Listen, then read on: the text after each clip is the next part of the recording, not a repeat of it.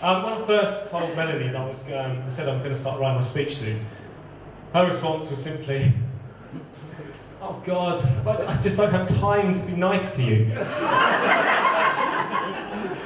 And that gives you a little bit of an insight into what our relationship's like. To be perfectly honest, I'm just grateful to be stood up here for 10 minutes without being interrupted or with my grammar corrected. If I may, I'm going to take you back 20 years. It's 1994. Picture the scene. Mike Smith, Michael Philip Smith. Hair freshly straightened, blow-dried and waxed. Saunters over to Melanie. Back in his flat, Shakademus and pliers. With a little help from Prince, describe the philosophy of a relationship. Twist and shout with the most beautiful girl in the world. And the outcome of that night of fervent passion. Wet, wet, wet. Love is all around me. And of course, the last number one 1994 hit gives some reassurance to Melanie, actually, I think, which is Deary. Things can only get better. Our wonderful daughter Melanie, a bravely individual, independent young woman who is as fiercely loyal to those who are close to her as she is a feisty little opponent to those who just don't seem to see it her way. We always knew, of course, that one day she'd meet that very special person that she'd want to spend the rest of her life with. And as everybody in this room can see, that's now happened. That very special person, being this young man, Mike, is a true credit to his parents, Christine and Jeff, who've raised him with all of the qualities that anybody could ever wish for in his son. Honesty and integrity, outwardly charming.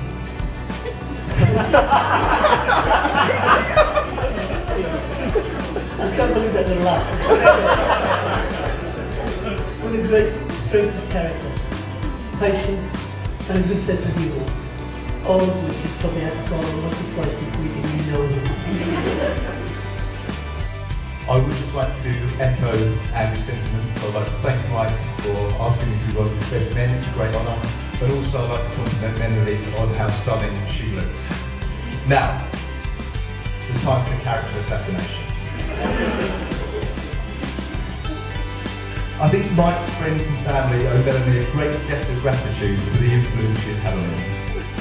The generous and considerate gentleman that sits before us today is a vast improvement on the vain, selfish louts many of us once knew.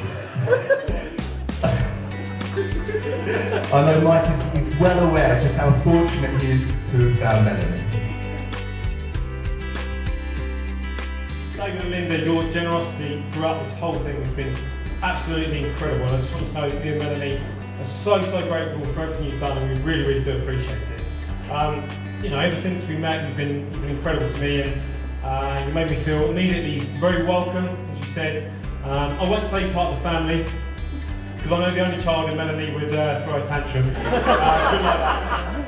You've been incredibly generous to me over the years, and you've brought me some great presents. It's always very welcome. No pressure to keep company. But without doubt, the best present you've ever got me is, of course, the 1.5 kilogram Lindor chocolate bunny you got me a couple of weeks ago. This thing was amazing. I mean, I only tried to put it in my freezer to try and stop me eating it. It was out of this world. Right up there with that is, of course, Melanie. So I'm very grateful. But you've both done an incredible job bringing her up, and I'm really grateful that you both thought I was good enough to marry your daughter. Called you both. One of the best pieces of advice my mum has ever given me, actually, was about women. She said to me, Mike, just watch out for the little ones. She said, just watch out. They're dangerous, they're feisty, because they've got a lot more to prove. You did, Mum. Don't backpedal on that. And as so often is the case, mothers know best. yes, she was right. But unfortunately, I just couldn't resist this one. And I know you're glad I could, because I know you're so glad I've got someone like Melanie in my life. And I just hope that we'll be as happy as you two have been throughout the years. So I love you both. Thank you very much for everything.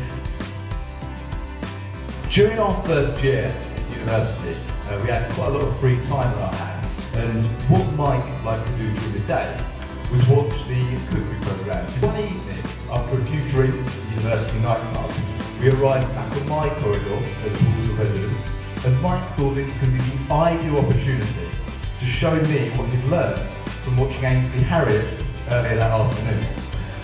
Within a minute of commencing his cookery lesson, the hot, sugary mess had boiled over, setting off the fire alarm and forcing 300 plus residents of Elliott College to leave their beds and evacuate the building.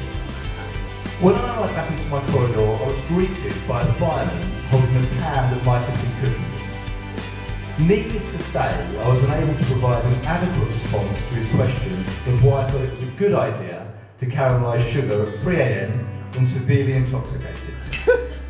I was given a very stern warning about my future conduct. The dean of the university said that if I did anything like that again, I was kicked out, and a £50 fine, which actually I'm still waiting for Mike to pay back to me.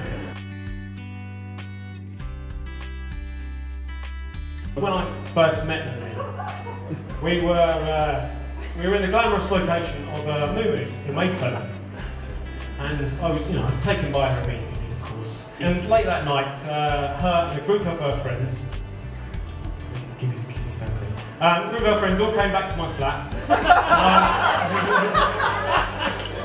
A group of friends all came back to my flat after me and Mike Harris there had told them we had all sorts of lovely booze, champagne, cigarettes, and even a Nintendo Wii to keep them entertained. None of which was true, of course. We didn't have any of those things. In fact, all we did have was a big pile of washing up, which Melanie here immediately started getting straight on with before I'd barely even got through the door. And it was at that moment I think I realised, this one's a keeper. I'm sure you'll all agree she was absolutely incredible today. I have to say, when I saw her coming down the aisle today, I felt extremely, extremely lucky to be marrying her. But to be honest, that's the way I felt ever since we've been together. It's the way she always makes me feel, whether I'm coming home from work or waking up. It's the way she always makes me feel. I do have to say though, I did also feel a massive sense of relief when she was stood up in front of me, not because I was worried she wouldn't turn up. She would.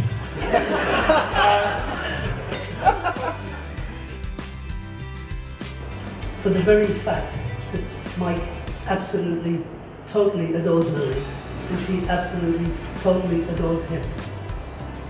Mike, Linda and I welcome you wholeheartedly to our family.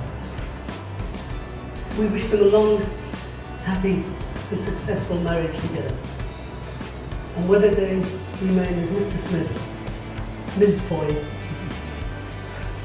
the Smith boys, and they become known as the Foy Smiths, it makes absolutely no difference whatsoever. Because I think as far as everybody here can see, they are for each other, Mr. and Mrs. Wright. Now in preparation for the toast, would you all please charge your glasses and be upstanding.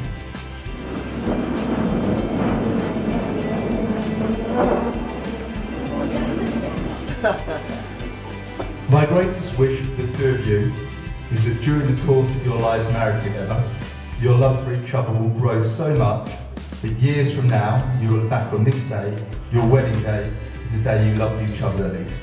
To the bride and groom,